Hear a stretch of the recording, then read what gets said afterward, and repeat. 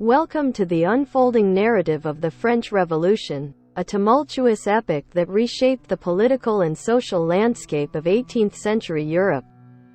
Before delving into the gripping events of the revolution itself, let's embark on a captivating journey through the rapid transformations sweeping across Europe from the 18th century onward.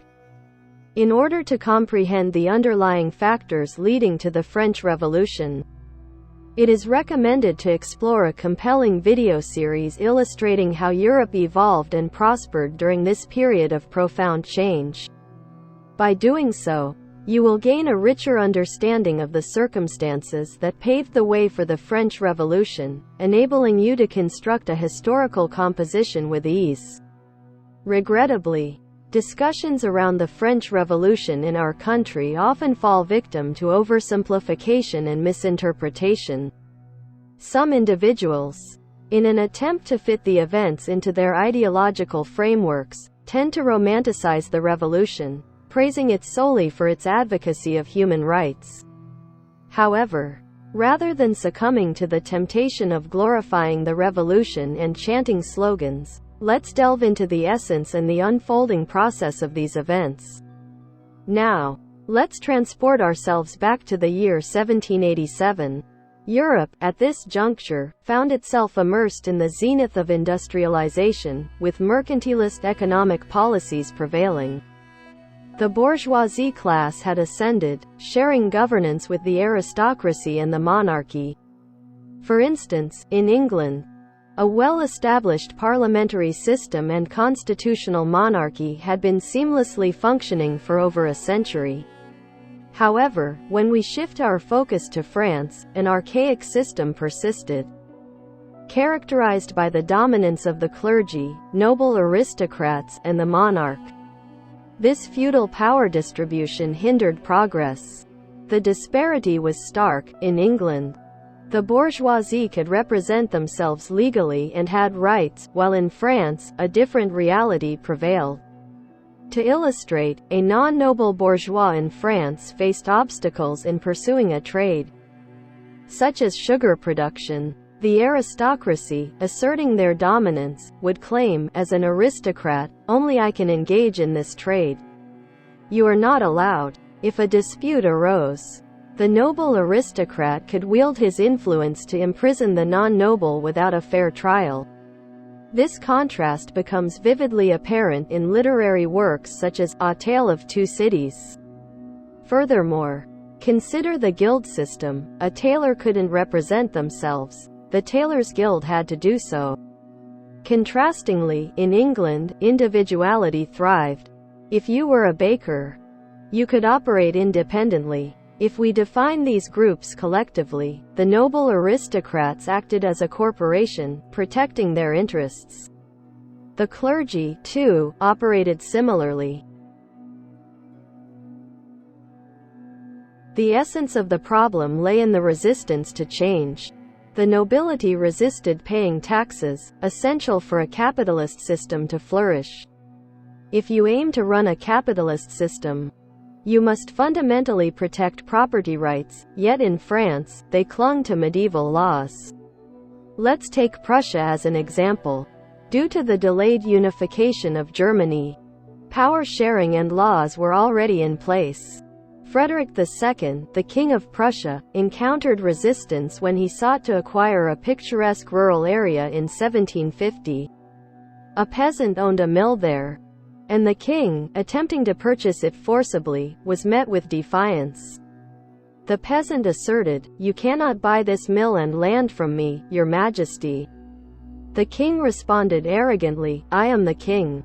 If I want it, I will take it without paying. I have the authority." The peasant, however, stood firm, declaring, "You cannot do that. There are judges in Berlin. The rule of law prevails." Protecting property. If you want to run a capitalist economy, you must protect property rights fundamentally. However, when it comes to France, they were still attempting to govern a France of the past by feudal laws. Even the customs union was absent, a bizarre situation where you couldn't trade freely within the country. Picture conducting trade. You acquire goods from America at Bordeaux port and wish to sell them in the Champagne region. However, in each region, you pay a separate tax to the aristocrats who governed there. There was no national market in France, a staggering backwardness compared to 18th century England. Moreover, serfdom persisted in cities. Factories had been established, yet peasants couldn't freely move to the cities, leading to a shortage of labor. The tax burden was also substantial. Even though the population doubled within a century due to the Industrial Revolution, there was still a labor shortage, and absurd taxes like corvée persisted. As if these challenges weren't enough, the British, France's rivals, supported the American Revolution to weaken French influence. Consequently, King Louis XVI, faced with a dire financial situation, convened the Estates General in 1789 to address the crisis. However, this initiative inadvertently fueled tensions, setting the stage for a chain of events that would ultimately lead to the French Revolution. Fast forward to July 13, 1789, and King Louis XVI committed a grave error by dismissing the popular Enlightenment-influenced finance minister Necker. Parisians, fearing an attack by the military units brought to control the National Assembly in Paris, began to riot and stormed the Bastille prison on July 14. This event not only symbolized the overthrow of royal authority but also marked the symbolic beginning of the French Revolution.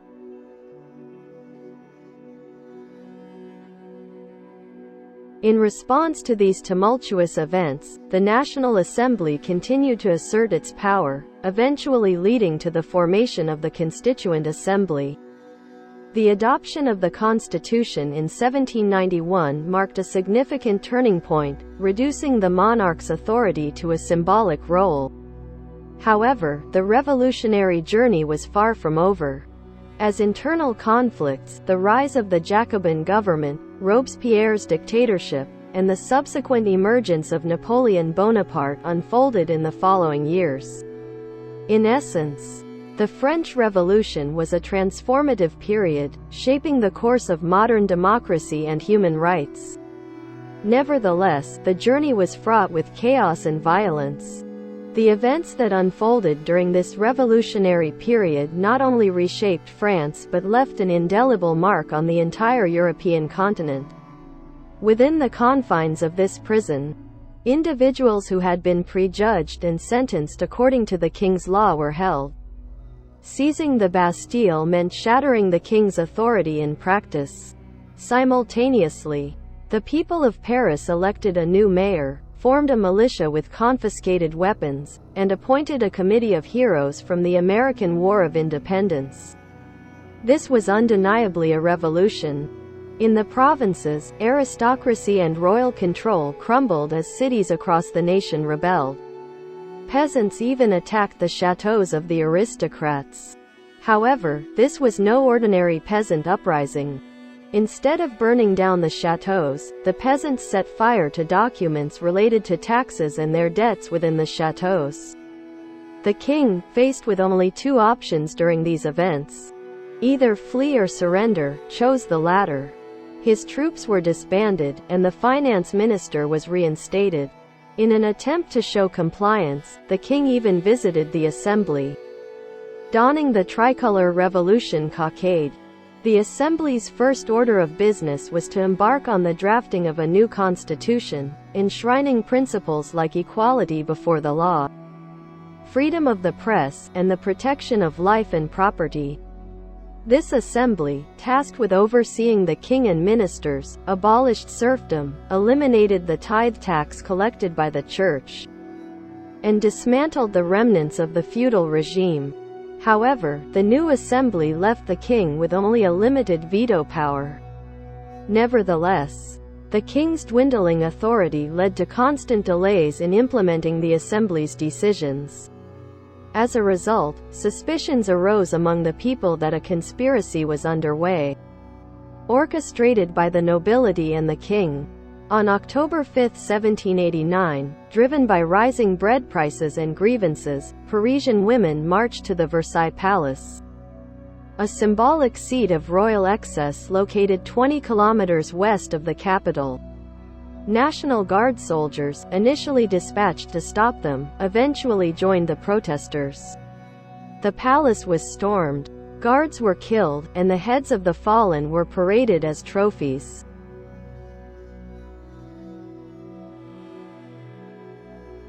The captured king and his family were forcibly moved to the palace in Paris, becoming prisoners of the people.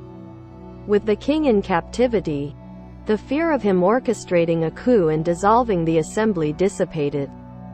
However, with the king's authority waning, the ministers responsible for implementing the assembly's decisions also lost their influence. The situation became even more complicated as there was no mechanism to collect new taxes or conduct a land distribution survey to distribute land to the people.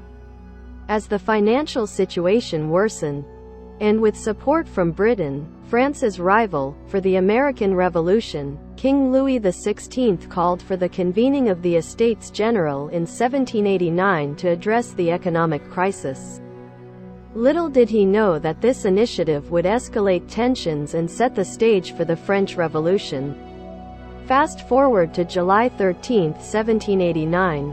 When the dismissal of the popular finance minister Necker by King Louis XVI triggered riots in Paris. Fearing a military crackdown, Parisians stormed the Bastille prison on July 14, symbolizing the overthrow of royal authority and marking the symbolic beginning of the French Revolution. In response to these events, the National Assembly continued to assert its power, eventually leading to the formation of the Constituent Assembly. The adoption of the Constitution in 1791 marked a significant turning point, reducing the monarch's authority to a symbolic role.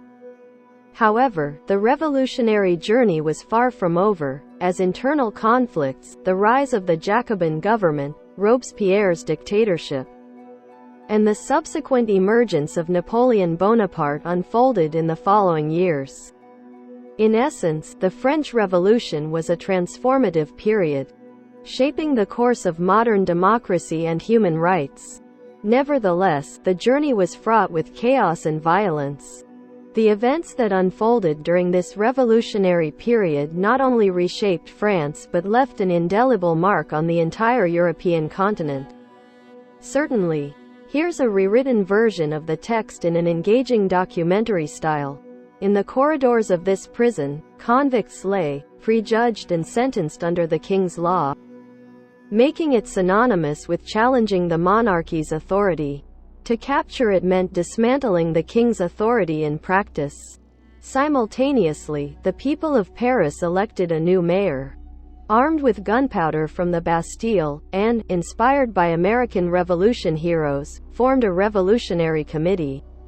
This was undeniably a revolution in the making. Beyond the walls of Paris, cities rebelled in unison, and peasants attacked aristocratic castles. However, this was no ordinary peasant uprising. Instead of burning down the castles, the peasants were setting fire to documents related to taxes and their debts. The king, with limited options, had to either flee or surrender. Choosing surrender, he disbanded his troops, reinstated the finance minister, and even adorned the revolutionary tricolor cockade during a visit to the assembly. The first task of this assembly was to draft a new constitution. Decisions were swiftly made to uphold equality before the law, freedom of the press, and the security of life and property. The assembly checked the king and ministers, abolished serfdom, and eliminated the tithe tax collected by the church. The old feudal system was rapidly being dismantled, with the king retaining only a limited veto power. However, the king's reluctance to exercise this veto and delays in implementing decisions fueled suspicions among the people. By October 5, rising bread prices led discontented Parisian women to march towards the Versailles Palace, later joined by National Guard soldiers. The palace was seized, and the royal family was forcefully relocated to Paris. The king had become a captive of the Parisian populace. With the king's authority eroded, the execution of decisions made by the assembly became challenging. The situation worsened as there was no mechanism to collect new taxes, and a land survey to distribute land among the people was yet to be initiated. The old feudal system was slowly fading away, but the new assembly had limited means to enforce its decisions. The people began to suspect a conspiracy among the nobles and the king. As tensions escalated, on October 5, the Parisian women's complaints about rising bread prices turned into an uprising. They marched to the Versailles Palace, eventually leading to the capture, killing, and accidental beheading of the royal guards. The king and his family were forcibly taken to Paris. The king had become a hostage of the Parisian people, eliminating the risk of him conspiring to dissolve the assembly. As the assembly continued its work, implementing decisions and creating a new constitution, the economic situation did not improve significantly. Despite the temporary relief from lower bread prices after a successful harvest, unemployment soared. In 1791, out of the 16 million people in France, 2 million were resorting to begging. The power vacuum and radical groups' emergence, such as the Jacobins, paved the way for further challenges. In 1790, the Jacobins, led by figures like Danton, Marat, and Robespierre, began to overshadow the moderate leaders. They argued for the proclamation of the Republic, pushing the revolution away from its moderate path. Lafayette and his allies, who favored preserving some institutions rather than complete destruction, found themselves sidelined. Moreover, the situation took a dire turn when the king and queen attempted to escape in June 1791. The threat of war from Prussia and Austria if any harm befell the French king led to the departure of 2,000 aristocratic officers from France. The assembly became divided, with the Girondins, representing the more democratic and moderate faction, supporting the idea of war. Lafayette also leaned toward war, believing it could strengthen the king's position. However, the Jacobins, led by Robespierre, opposed the war, fearing it could lead to the emergence of a dictator. Ironically, when war broke out, Robespierre became the very dictator he had feared. The French army, lacking experienced officers, suffered defeats, and Prussia joined the conflict. As the enemy forces approached Paris, the Jacobins intensified their efforts. Robespierre accused the king and internal collaborators through radical newspapers, fueling public anger. By October 1792, as bread prices rose, discontented Parisian women, supported by the National Guard, marched to the Versailles Palace again.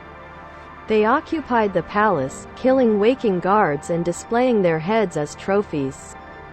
The royal family, now prisoners, was moved to Paris, solidifying the king's captivity and eliminating the risk of him conspiring with the assembly.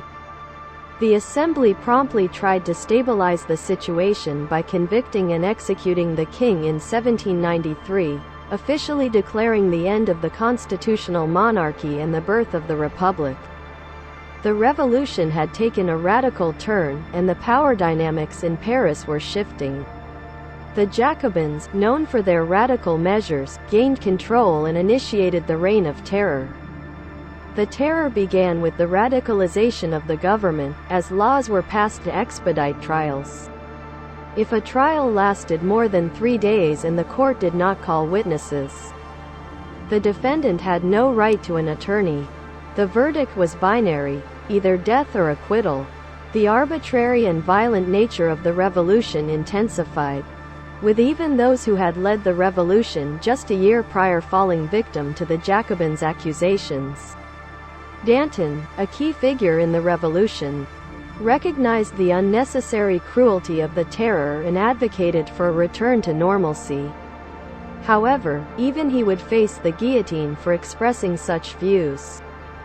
The radicalism of Robespierre and the Jacobins caused internal divisions, with accusations of dictatorship and paranoia growing daily. In July 1794, facing mounting harassment and isolation, Robespierre and his remaining 22 supporters were arrested.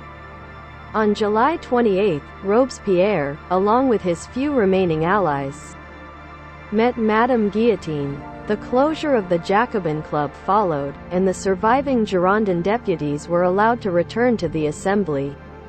The radical phase of the revolution was over. The aftermath brought about a new political landscape. Monarchists were plotting a coup after securing a majority in the 1797 elections. To prevent this, a 29-year-old Corsican general would rise to the occasion. This general would prevent the coup, but in the long run, he would bring an end to the republic and establish a powerful empire. If only the king had chosen to use his influence wisely, or if the crisis had been resolved swiftly under the leadership of Lafayette, perhaps the revolution could have been avoided.